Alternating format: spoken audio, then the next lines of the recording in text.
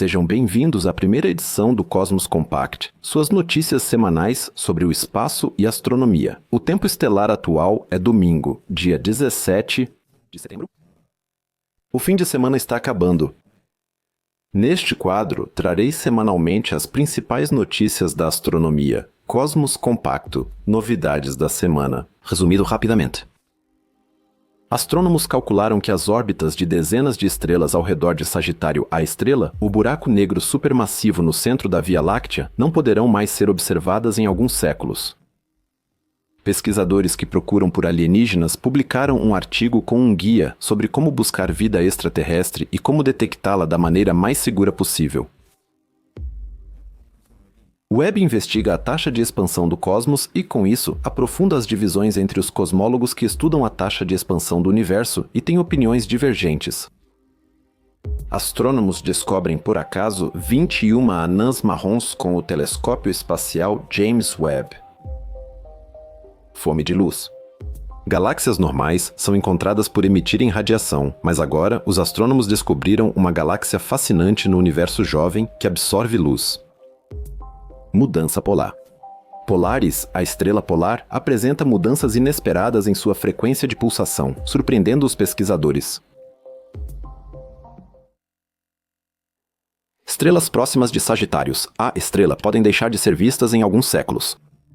Os pesquisadores do Instituto de Física da Universidade de Leiden, na Holanda, publicaram um estudo que investiga o comportamento de 27 estrelas que orbitam o buraco negro no centro da Via Láctea, o Sagitários A estrela. Com simulações de computador avançadas e um algoritmo criado em 2018, eles simularam os movimentos dessas estrelas por 10.000 anos. Na simulação, as estrelas mantêm suas órbitas, mas pequenas variações caóticas surgem em seus trajetos. Essas oscilações podem chegar a 40 unidades astronômicas ou 40 vezes a distância da Terra ao Sol. Simular os movimentos de corpos celestes interagindo sempre foi um grande desafio. Modelos computacionais antigos tinham erros de arredondamento e simulavam no máximo 2 objetos. No entanto, a equipe de Leiden, nos Países Baixos, desenvolveu um programa capaz de calcular as interações complexas entre 27 estrelas, incluindo o buraco negro no centro da Via Láctea. O algoritmo é tão preciso que os erros de arredondamento não afetam mais o resultado. As estrelas mantêm órbitas ao redor do buraco negro, mas suas trajetórias variam bastante. Essas variações vêm da complexa interação entre as estrelas. Perto do buraco negro, sempre 2 ou 3 estrelas se aproximam e se influenciam mutuamente. Essas pequenas perturbações levam a uma imprevisibilidade exponencialmente crescente nas órbitas das estrelas, que acabam influenciando todas as 27 estrelas do sistema. Simon Portagais-Zohar, um astrônomo da Universidade de Leiden, destaca a curta duração desses comportamentos caóticos. Já após 462 anos, é impossível prever com certeza as órbitas dessas estrelas. Para comparação, o nosso próprio sistema solar só se torna imprevisível depois de cerca de 12 milhões de anos. Isso significa que o entorno do buraco negro é cerca de 30.000 vezes mais caótico do que o nosso sistema solar. Isso está muito além do que os pesquisadores esperavam originalmente. Chada Boakhoud, um ex-doutorando de Portagais-Zohar, explica que as variações caóticas nas órbitas das estrelas só se tornam visíveis quando se observa com mais atenção. De uma perspectiva aérea, as órbitas das estrelas parecem ser estáveis. Só quando se observa um determinado trecho de uma órbita em detalhes é que as flutuações caóticas se tornam evidentes.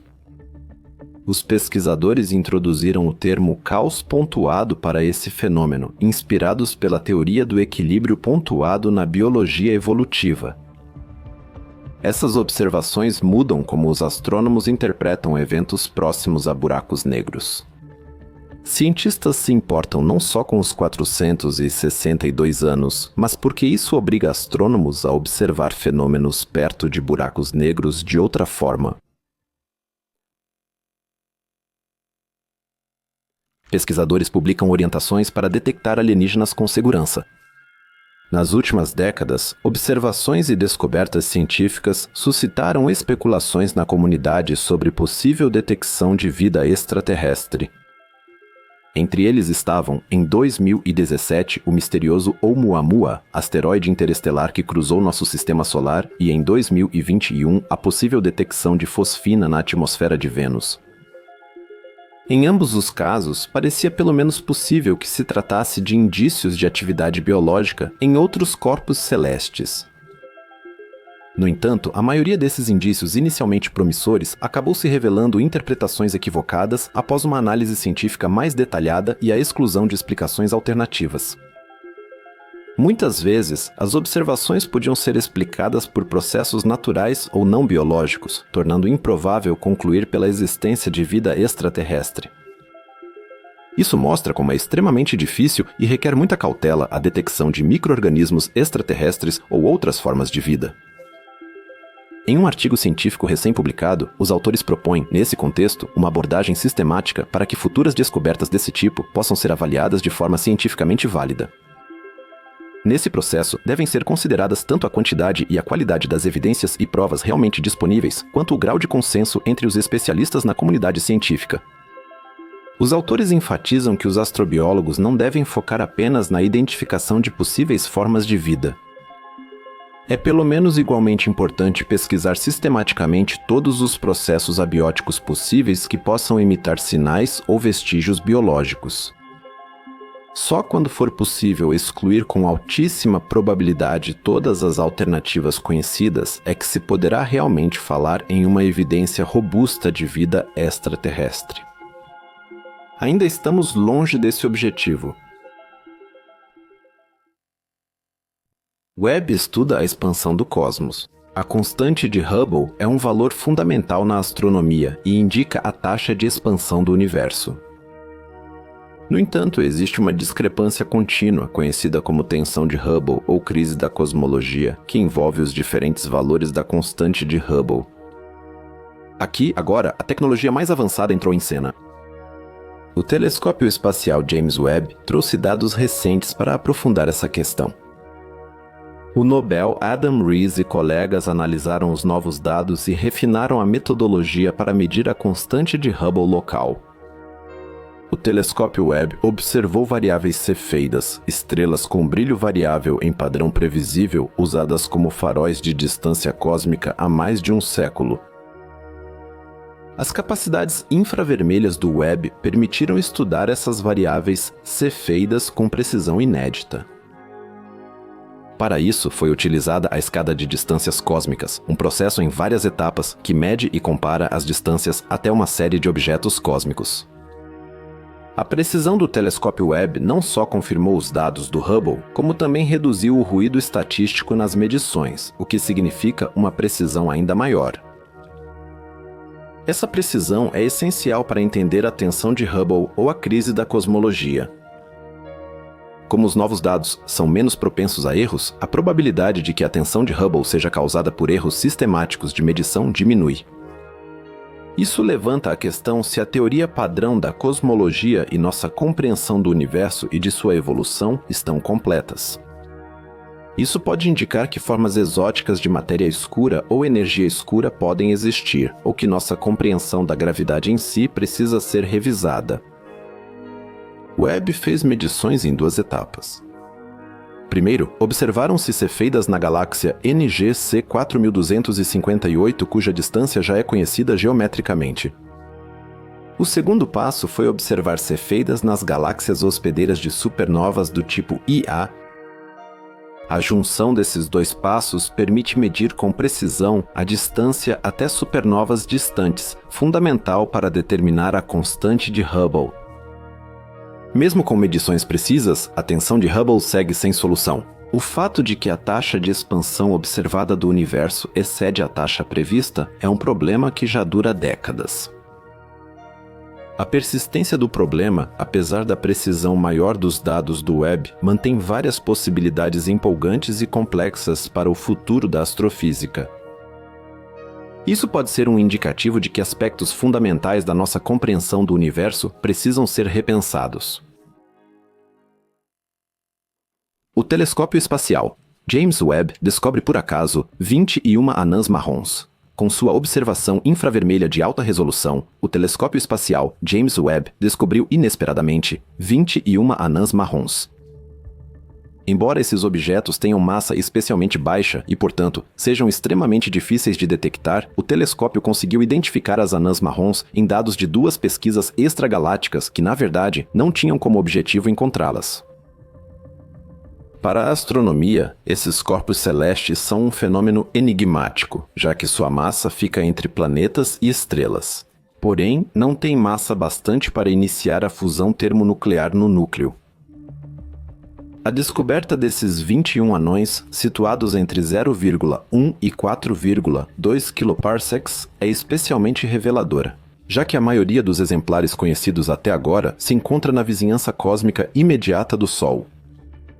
Essas descobertas ajudam a concluir sobre a distribuição populacional na Via Láctea antes cheia de lacunas. Curiosamente, alguns objetos recém-descobertos parecem não corresponder ao esperado em forma e estrutura da nossa galáxia. Os autores do estudo esperam, com observações detalhadas usando instrumentos sensíveis do telescópio James Webb, como o Near Infrared Spectrometer, entender melhor as características desses anões marrons distantes. Assim, seria possível concluir sobre a formação de estrelas e planetas em diferentes períodos da Via Láctea. Muitos dos 21 objetos se destacam para investigações espectroscópicas por sua distância e características. Além disso, as dúvidas sobre as anãs marrons ressaltam o potencial de exploração deste telescópio único.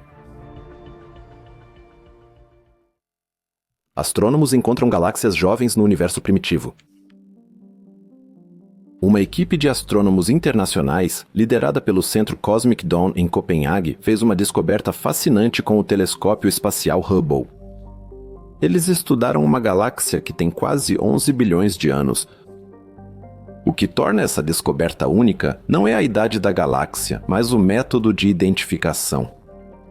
Enquanto as galáxias normalmente são descobertas pela luz que emitem ou refletem, essa galáxia específica foi identificada pela luz que ela absorve, ou seja, que ela captura. Abordagem nova que complementa métodos tradicionais de descoberta de galáxias.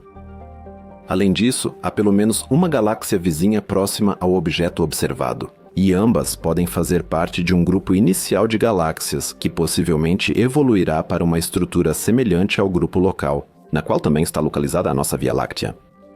O grupo local é o conjunto de galáxias onde está nosso sistema solar.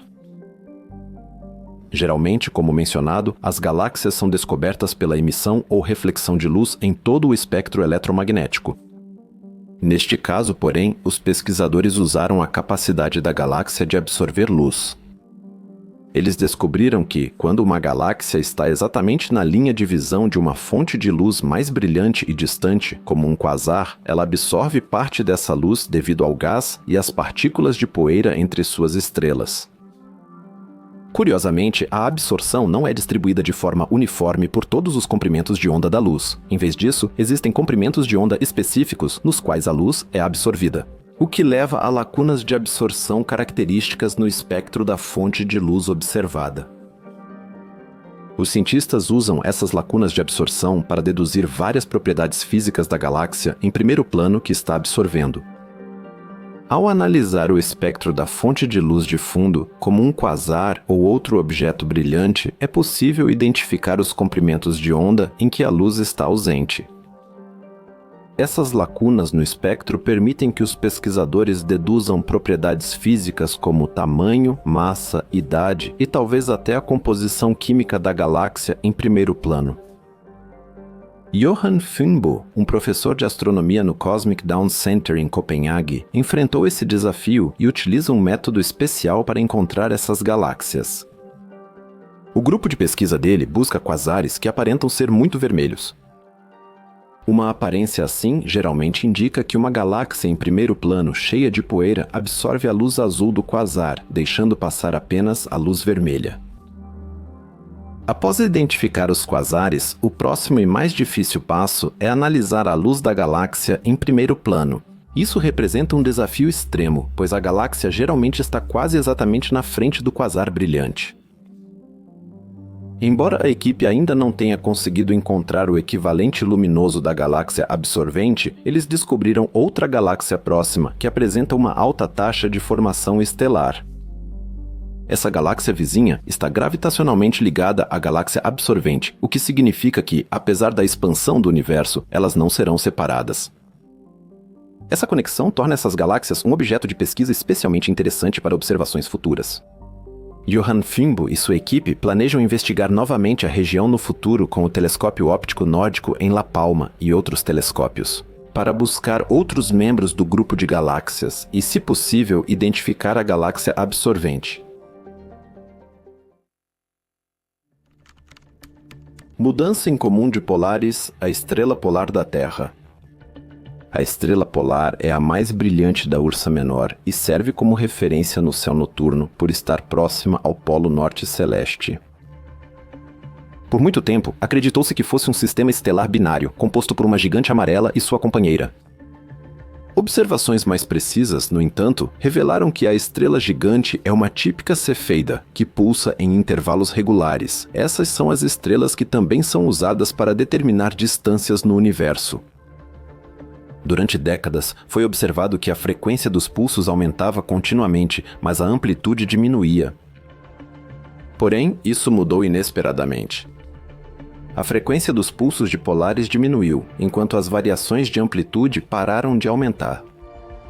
O astrônomo Guillermo Torres analisou mais de 3.600 medições de velocidade radial que remontam ao ano de 1888. Para investigar o desenvolvimento dos pulsos com mais precisão, ficou evidente que os parâmetros vêm se desenvolvendo de forma inversa desde 2010. Torres atribuiu isso às perturbações da estrela companheira binária, que se aproxima de Polaris a cada 30 anos. As cefeidas são estrelas pulsantes com grandes variações de diâmetro e temperatura. Como já dito, isso as torna importantes para medir distância. Para explicar o comportamento enigmático de Polaris, Torres também analisou os dados estelares históricos de Lick.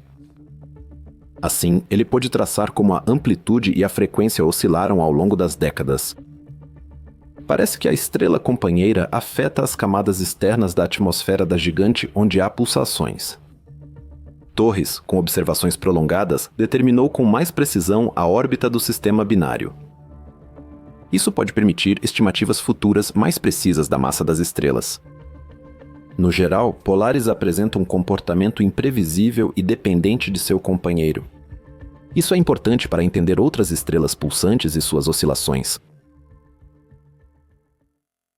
Essa foi a primeira edição do Cosmos Compact. Se vocês tiverem sugestões de melhorias ou se algum dos temas despertou o interesse de vocês, escrevam nos comentários. Talvez eu faça um vídeo mais longo sobre isso, no formato de um documentário. E se vocês tiverem uma mensagem que realmente precisa aparecer nesse formato, me escrevam no e-mail andreas@igiscosmos.com.